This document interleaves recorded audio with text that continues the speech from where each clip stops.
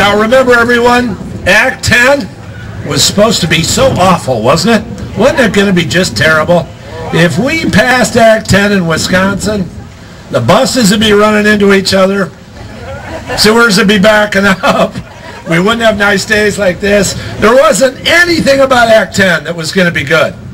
And yet, as you go out and talk to local officials around the state, they'll tell you a lot of good stories about what's happened with Act 10. One person who can tell one of those stories is Steve Edlund. He is a member of the Waukesha School Board. Please welcome Steve Edlund.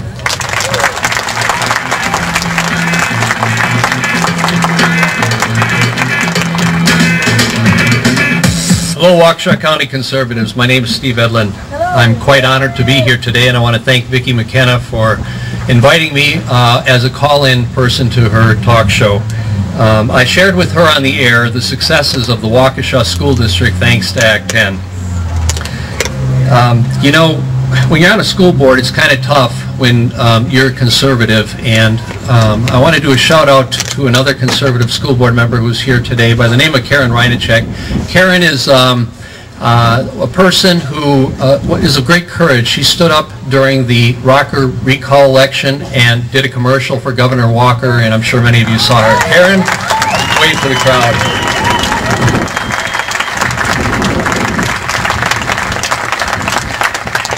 They gave me 3 to 5 minutes to speak, and I could probably speak for about 20 or 30 minutes on just all the benefits of Act 10, because this country needs to know. First of all, I have to tell you something. I'm actually a union steamfitter.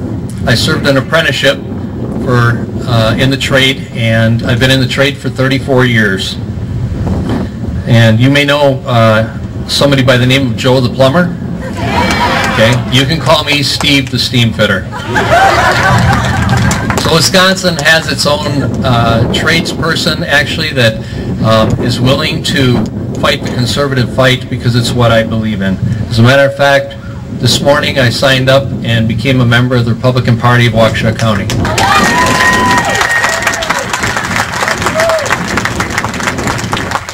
I have to get a little business out of the way per policy 8300 of the Waukesha School District that I'm here speaking on my own behalf, and it's not the opinion necessary of the School District of Waukesha or my fellow board members, and I'm sure they're not going to be happy with me after today.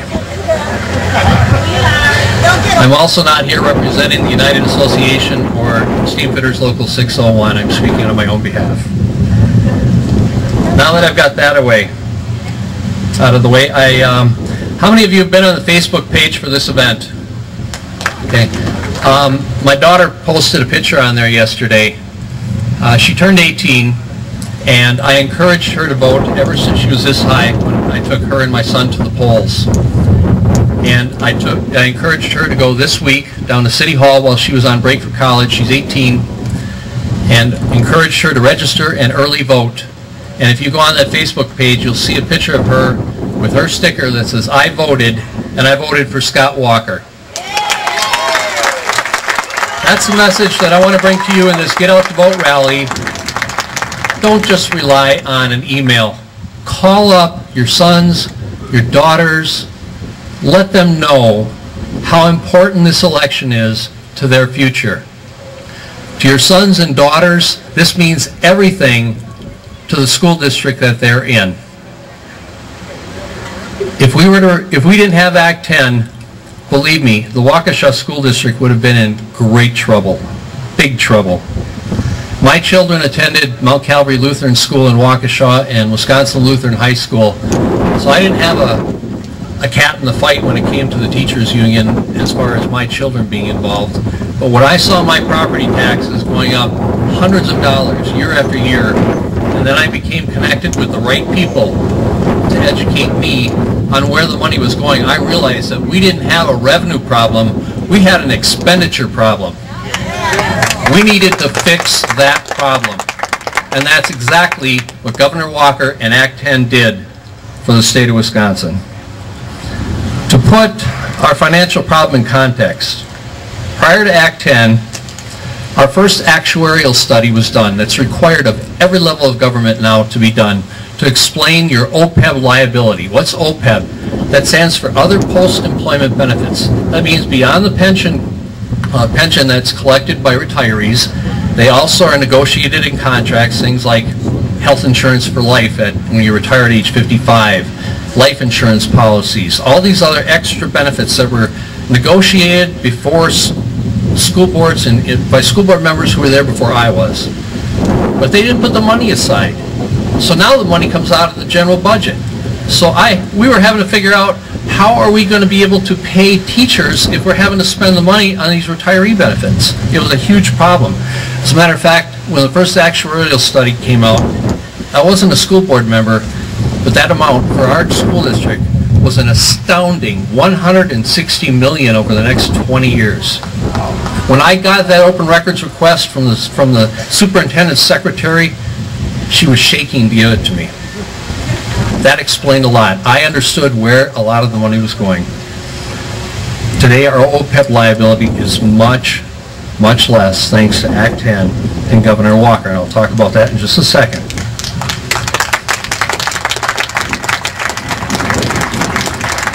When I was elected 4.5 years ago, which was 6 months before Governor Walker was elected, we were in contract negotiations with the teachers union for 2 years.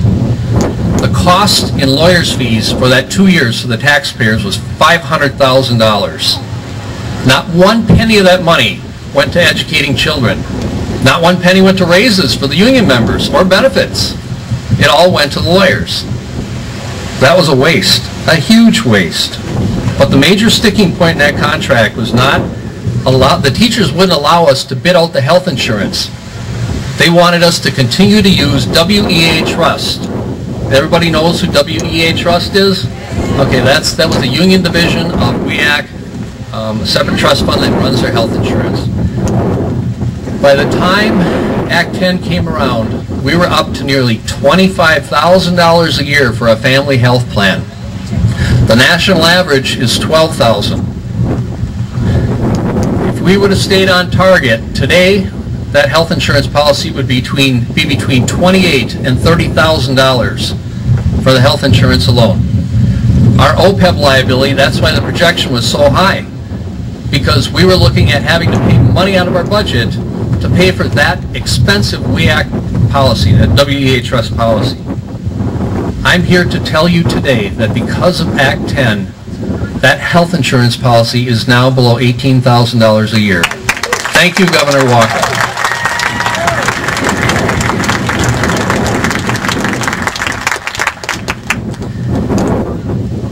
You know, I could go on and on and on about all the benefits, but I went to our superintendent and I said, we're lucky to have a superintendent like Todd Gray. I think he's the best in the state, and don't any of you think about trying to steal him away, because you can't have him. I said, Todd, can you put together a bullet list of how Act 10 benefited us in the Waukesha School District? He said, I'd love to. He said, I was interviewed recently and I was bragging about it myself. Now when I talk about this, I want everybody standing here to think of one thing. Focus on this. Mary Burke, the candidate for governor, has a master's degree in business from Harvard, and she's also a school board member on the Madison School District. The Madison School District chose to not implement Act 10. They're still refusing to implement Act 10. They're losing out. Mary Burke is hurting the children in the Madison School District. Teachers in the Madison School District are getting their fair share, but the students aren't, unfortunately. It's going to end up being higher number of students per classroom. I could go on and on. But anyway, here's the list from Superintendent Gray.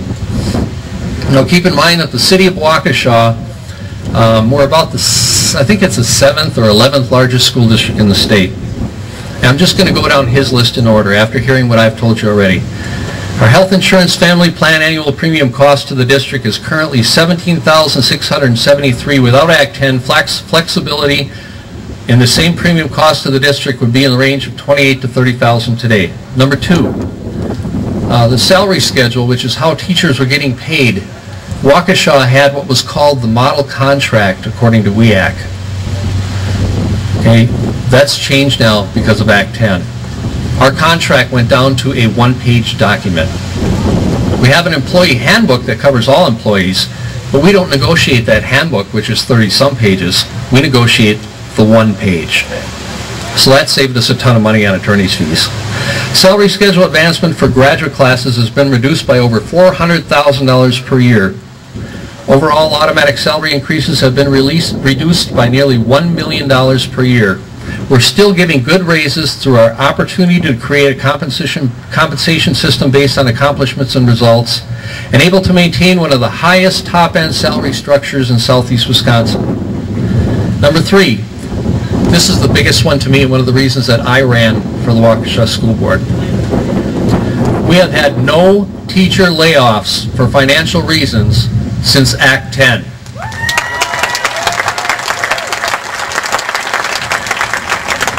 We have actually added many professional teaching staff over the last 3 years. So Governor Walker, you've not only created good paying jobs, you've helped keep class sizes small. You've helped us focus on kids that need special education. Thank you. Number 4, I want to explain fund balance very quickly. Fund balance means when you have your revenue coming in from the state and local taxpayers and the federal government, at the end of the year you have you've looked at your expenditures and you have what's left over. That's your savings account, money that you need in that rainy day fund. We've been trying to build up that rainy day fund for a long, long time. 3 years ago, that rainy day fund was around $17 million. Now this is when Act 10 has been implemented, since Act 10. Last year, we were able to park about $3 million in that fund. That's incredible, because it's taken us like about, I don't know, 10 to 15 years just to get to the $17 million. We were able to park $3 million in 1 year because of Act 10 and these savings I've been telling you. Hold your applause. This year, our fund balance went from $21 million to almost $31 million this year. We've gone to self-funded health insurance in our district in order to keep these costs low, and we have to have a cushion built up. By next year, we will have that cushion fully built up, and I'm going to be looking at property tax relief.